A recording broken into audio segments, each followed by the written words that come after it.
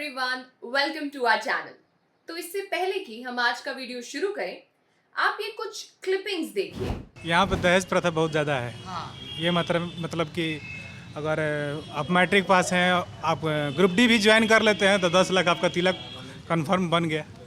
Matric pass हो क्या join कर लेते हैं? अगर ग्रुप डी भी है, सबसे निचला लेवल का भी, अगर चपरासी का भी नौकरी मान लीजिए ना, तो 6-7 लाख आपका तिलक बन गया। विवाद एक कार को लेकर। दरअसल सोनाली के परिवार ने दहेज में बलेनो कार दी। कार को सजा धजा कर मंडप पर खड़ा किया गया था। दूल्हे राजा सतीश त्रिपाठी ने खुद भी कार में बैठकर इसे जांचा परखा, लेकिन पता नहीं क्यों सतीश को एक कार पसंद नहीं आई। अब आप अपनी सोशल स्टडीज की टेक्स्ट बुक याद कीजिए। Almost all the social studies text book that I have read so far talks about dowry being a social evil. अब सवाल ये उठता है, जब हमारी किताबें डाउरी को सोशल ईविल की तरह रिकॉग्नाइज करती हैं और डाउरी रोकने के लिए हमारे पास डाउरी प्रोहिबिशन एक्ट जैसे प्रोविजंस हैं, तो फिर भी ये social evil out in the open, full on our face कैसे एग्जिस्ट कर सकता है? तो सवाल ये है कि केरला जैसे हाई लिटरेसी रेट वाले स्टेट में रिसेंटली इतनी सारी डाउरी डेथ्स देखने को क्यों मिल रही हैं?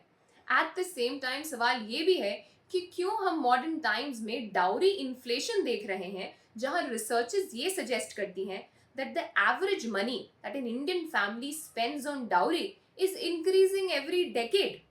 तो आज के इस वीडियो में हम एक्सप्लोर करेंगे the theories of origin of dowry. वो क्या पॉसिबल रीजंस थे कि हमने इंडिया में डाउरी का इवेंट देखा। एट द सेम टाइम हम ये देखेंगे डाउरी कितने लेवल्स पर सोसाइटी को इम्पैक्ट करता है, और फाइनली जनरेट करेंगे एक discussion to understand that what can be the possible solution to this social evil.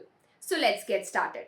अगर हम ओरिजिन ऑफ डाउरी की बात करें तो इसे लेकर कोई सिंगल थ्योरी एग्जिस्ट नहीं करती। Scholars have different opinion as to how dowry became so popular in India.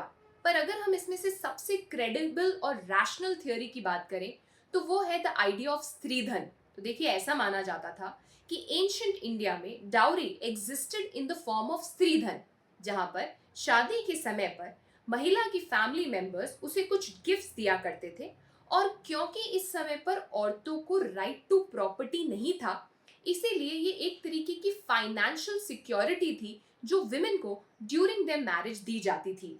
और क्योंकि इस समय पर विमेन पार्टिसिपेशन इन वर्कफोर्स भी नहीं था, इसीलिए ये पैसा इंश्योर करता था कि वो शादी के बाद फाइनेंशियली इंडिपेंडेंट रह सके, और इसीलिए इसे कहा जाता था स्त्री धन, यानी कि विमेन्स वेल्थ।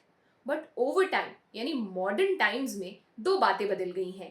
पहला, this is no longer voluntary. Second, it is no longer stridhan. And of course एक बहुत बड़ा क्रेडिट डाउरी सिस्टम को इंडिया में फैलाने का जाता है द ग्रेट ब्रिटिश को। Yes, it was the British who actually legalised और so to say institutionalised the idea of dowry, because उन्होंने डाउरी को मैंडेटरी कर दिया for your marriage to be legal. Strange but true. Now let's talk about what are the causes of dowry. तो इसमें सबसे ऊपर आता है customs and tradition. देखिए, majority of dowry related cases India में सिर्फ इसीलिए देखने को मिलते हैं because people tend to believe कि क्योंकि ये सालों से किया जा रहा है इसीलिए यही सही है, चाहे वो उन्हें डिस्कम्फर्ट कॉज करे, but since it becomes a part of customs, people tend to follow it. Second being the societal structure. तो देखिए, there is no denying the fact that Indian society is mainly patriarchal, और कहीं ना कहीं ये dowry system इसी patriarchal society का एक manifestation है, where women are being considered as a burden on the family. और ये जो डाउरी है ये काइंड ऑफ कॉम्पनसेशन माना जाता है जो विमेन की फैमिली, ब्राइड की फैमिली एज अ कॉम्पनसेशन देती है to the groom's family for the shift of this burden. Third, fear of ill treatment. ये भी एक बहुत बड़ा कारण है।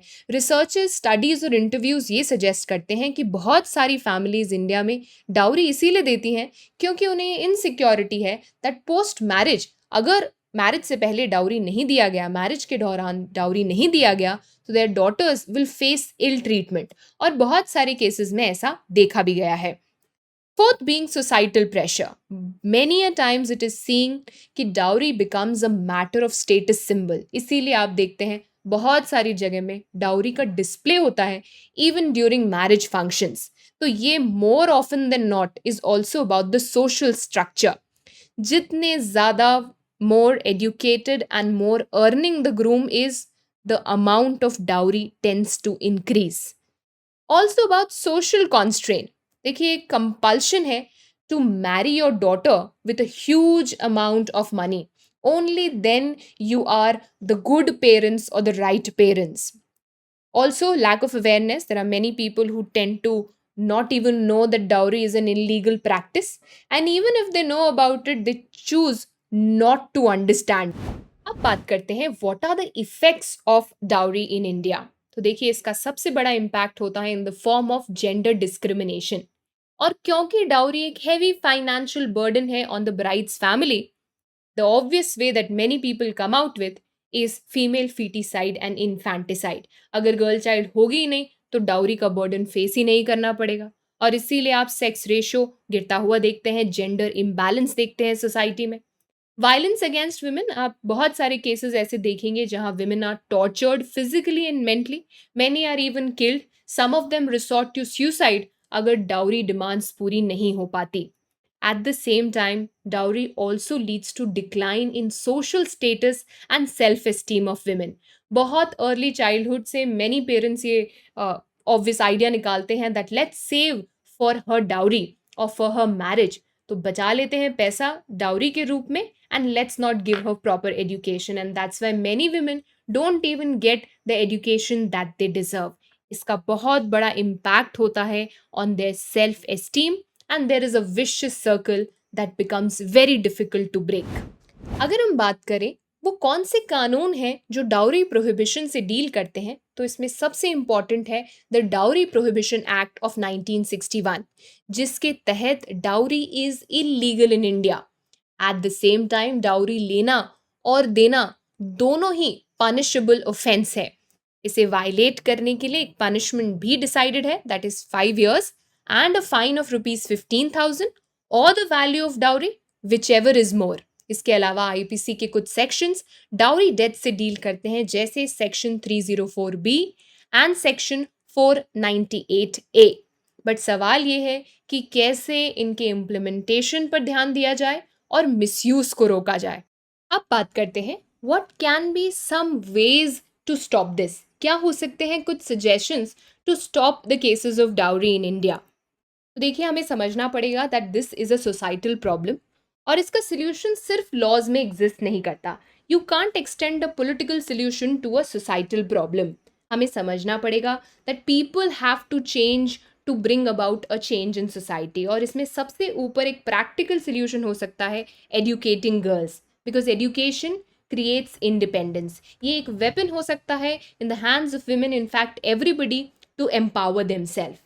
इसके साथ साथ हम the tool of social stigma use कर सकते हैं। तो जब सोसाइटल प्रेशर डाउरी को प्रोपोगेट करने में काम आ सकता है तो उसे रोकने में भी काम आ सकता है। इसके लिए कई सारे messages, radio broadcast, on television, newspapers किए जा सकते हैं to make people aware about the ills of dowry system. At the same time shaming की जा सकती है of people who demand dowry.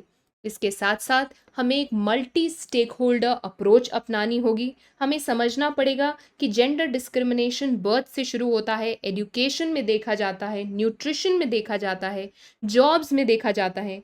Only when we'll make this world a better place to live for women, उसका direct impact dowry पर भी देखा जाएगा। Well the idea is not to present a gloomy picture. ऐसा नहीं है कि सिर्फ दुख और दर्द ही इस सिचुएशन में एग्जिस्ट करता है। With education, with awareness and many people believing in gender equality, आज बहुत सारे मेन एंड वुमेन हम देखते हैं who have disregarded and completely given up on the idea of dowry.